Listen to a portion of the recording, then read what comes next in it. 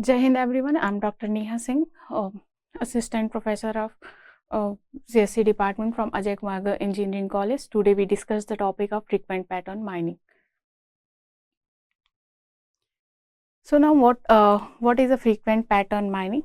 So frequent pattern mining is basically algorithms or techniques in which discover the relationship between different items in data sets. Items of various type, which will be any kind of items or product. These relationships are represented in the form of association rule, like A tends to B, A tends to B, or if then rules. It helps to find the irregularities in data, like noisy data, meaningless data, to find in the data set. So frequent pattern mining use many applications like software bugs, data analysis, data processing, cross marketing, cell campaigning analysis. So in all these applications, frequent pattern mining is used. So association rule mining also apply the supermarket transaction data to examine the customer behavior in terms of purchased products. So which kind of products are purchased frequently, like if we bought the milk, so we also purchase the bread or butter. So all these items are frequently purchased. So association rule mining describe how often the items are purchased frequently or together. So now next is definitions, important definitions of support and confidence. When we solve using the a priori algorithm, we use the some definition, some important formulas like support we calculate the support and confidence. So when solve the a priori algorithm, we using the support formula, like support A tends to B, and which is A and B is the just a variable, which is a product name, any kind of information like A and B. So we calculate support count A union B. Now next, calculate the confidence. So we calculate the confidence for using the formula confidence A tends to be equal to support count A union B divided by support count A. Now next is a market based analysis. So market based analysis is basically used to uncover a purchase pattern in retail industries, known as a market basket analysis. So market basket analysis is basically a data mining technique analyzing the combination of product that are bought together or purchased together. This technique gives the careful study of purchase done by the customer in supermarkets. This concept identifies the which kind of product is purchased frequently by the customers. Or this market based modeling basically analysis to help to promote deals, offers, sales by the companies, and also helps to achieve this analysis task. So market basket analysis basically use the association rule mining, if then A tends to B. So for example, if basically if customer buy bread, then he likely to buy butter as well. So we represent the butter tends to bread tends to butter, या butter tends to bread. So basically market basket analysis use the medicine field, telecom, retail industries for increasing sales. Now next is how working of the market basket analysis. So in the simple terms, market basket analysis in data mining and data analysis to analyze the combinations of product or items that have been bought together or frequently together purchased. This technique gives the careful study of purchased made by customer in supermarket, and this technique identify the frequent purchase of item by customer, and it helps to promote the offer, sales and deals of the companies of the data to achieve this task. So terminology is used in market basket. So in market based analysis, two terminologies are used: if and then. So if and then, market basket analysis basically use the association rule mining. So association rule mining follow the concept if then. So if me in this terminology, if means antecedent. So antecedent is an item found within the data set, and then means the consequent. So consequent is an item found in the combination with the antecedent. So antecedent is frequently purchased items bought together. So types of market basket analysis. So basically market basket analysis is basically a three types: descriptive basket analysis, predictive market basket analysis, and differentiate market basket analysis. Now we discuss the descriptive market basket analysis. Descriptive market basket analysis is basically a unsupervised learning model, because unsupervised learning model is unlabeled, in which unlabeled data define the unlabeled data sets. So this type of model derive the insights from past data and most frequently used approach. So this kind of market basket analysis mostly used to understand customer behavior, including what products are purchased or item in combination, and what most typical item combinations are used. Next is a predictive market basket analysis. So predictive market basket analysis is a supervised model like classification in regression. So predictive market basket analysis predict the future purchase based on a past patterns is known as predictive market basket analysis. So in predictive market basket analysis, retailers make data driven decision about which products to carry and how to price them and how to optimize the shop to use the predictive market basket research. Now next type of market basket analysis is the differential market basket analysis. So in this analysis is beneficial for competitor analysis, in which compares the purchase history between stores, between sessions, between two times of period, between different days of the week, to find the interesting pattern in consumer behaviors. So now next topic is a priori algorithm. So a priori the first a priori algorithm developed by the 1949 by the R.K. Agrawal and Shrikant. So it is mainly used for a priori algorithm is mainly used for the market basket analysis and help to find those products which are purchased frequently together. So in a priori algorithm to generate the association rule and designed to work on the database that contain the transaction. With the help of these association rule like if then, it determines how strongly or how weakly two objects are connected. And the a priori algorithm basically work on uses the best first search algorithm and hash tree to calculate item sets association efficiently. So it can also be used in a priori algorithm also be used in healthcare field to find the drug reaction for patients. Now how to solve the a priori algorithm. So here these are the some steps.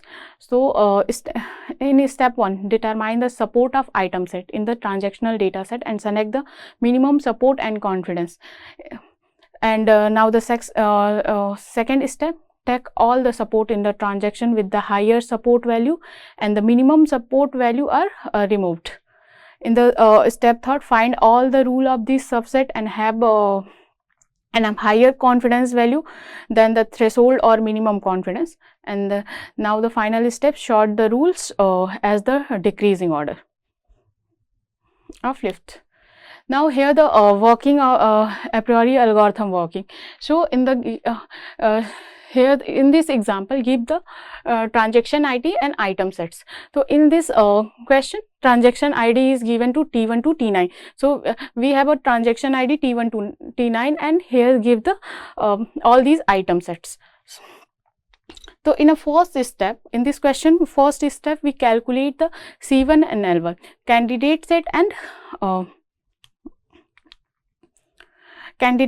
set and frequent item sets. So in this in a first step we first calculate the item set, in what types of items are used, and support count in item sets are frequently occur. So again we look the question and count the item sets number. So we calculate the occurrence of the item sets number. So A 1 times 2 3 4 5 6. So A is occurrence in the given question is a 6 time. Then now again calculate B, D, C, E. In this given question we have A, B, C, D, E, 5 item sets. Now A comes in item set 6 times, B comes in a 7 times, C comes in a 5 times, D comes in a 2 times, and E comes in a 1 time. So in the given question, minimum support is 2 and minimum confidence is a 50%. So first we calculate the frequent item sets. So first we check into the support. Minimum support. So in this given item set, minimum support in which item? So E is the minimum support is a 1. So E is the removed, and all these items are generate the frequent item sets. Remaining 4 items generate the frequent item set in the next step. So in next step A, B, C, D is considered because support count value is minimum of 2% or greater than 2%. The next step we generate all in these item set, generate the item sets of frequent item sets. So in these, firstly generate the item set A to B, A to C, A to D. Now B to C and B to D, and again generate C to D. So we generate the 6 frequent item sets.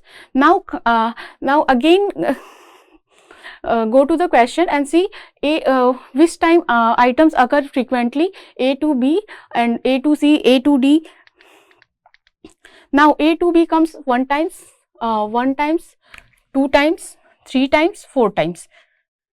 So A to B frequently occur in 4 times. Now A to C, calculate A to C count. Then A to C 1 time, 2 time, 3 time, and 4 time. A to C coming 4 time. So all these frequent item set calculate in the given question which time occurs. So A to D comes in a 1 time, B to C comes in a 4 times, B to D comes in 2 time, and C to D comes in 0 time. Now again consider the minimum support. So minimum support value in given question is a 2. So if item set value is less than 2, then these item sets are removed. So here A to D and C to D are the minimum support count. So all these 2 item sets are removed. So here A to B, A to C, and B to C, B to D is considered because minimum support count value is greater. Minimum support count value is a greater than 2. Greater than 2 or equal to 2. So here we obtain the 4 frequent A, B, C, D. Now we again generate the frequent item set for using the group 2 items. So A to B tends to C, A to B tends to D.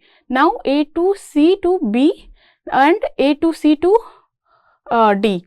Now again generate B to C to D. So here we generate the 4 frequent item sets. A to B to C comes in 2 times, B to C comes 1 time, A to C to D comes 0 times, and A to B to D comes 0 times. So here support count is in a given question, support count is a minimum value is 2. So here 3 frequent item sets value are removed. Only 1 frequent item set A, B, C are generated because its value are minimum 2. So its condition. So frequent item sets are A, B, C. Now generate the association rule for using 3 frequent item sets A, B, C. So here generate the frequent item sets rule.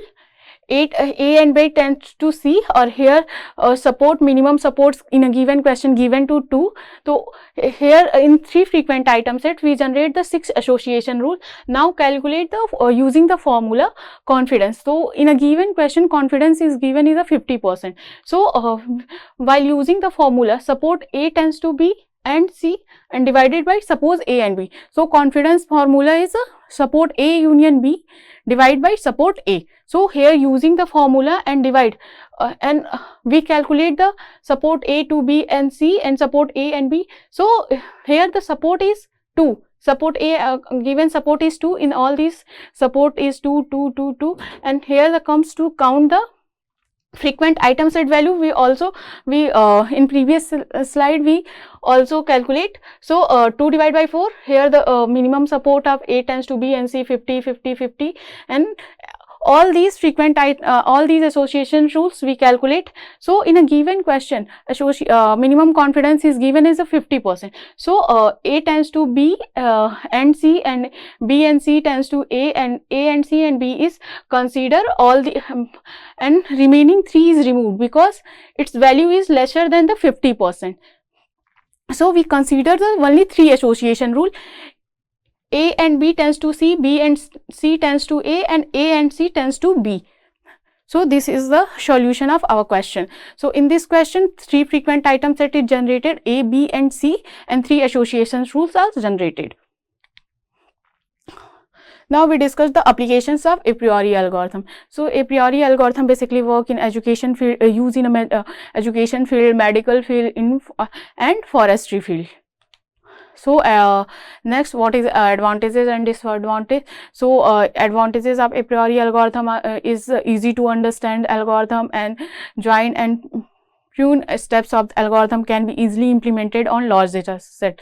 And disadvantage of a priori algorithm, the entire data set needs to be scanned and it's require high computations. So now next topic is handling large data set in main memory. So when we handle the large data set in main memory, we face the many types of problem like storage, speed and processing. So all these how to handle these problem, which type of storage use, which type of algorithm, which type of tools use, all these points are discussed. So first question arising handling the large data set in main memory is the what is the problems arises. So in this first problem not handling large data set in memory. First problem, not enough memory space, process and process that never end. Some processes are continuously executing and some components from bottleneck, and not enough speed. If memory data site is large, then processing speed is slow, then affect the analyzing process of data sets. Now next steps is how techniques for handling large volume of data. So in solution, first we choose the right algorithm, choose the right data structure, choose the right tools. So we overcome the problems of handling the large data set in main memory.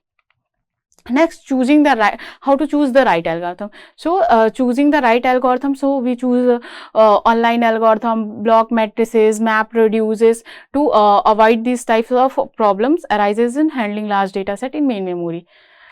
Now next is choosing the right data structure. So choosing the right data structure, we use the sparse data, tree like structure, data, hash tables. So we remove this kind of the problem. Now selecting the right tools. So handling the large data set in main memory, we use the Python tools, use the another master to control the other Python related other master tools like Blaz, Numba, Blaze, Thano, Cathon. All these tools we using and remove the handling the large data set in main memory. That's all. Thank you.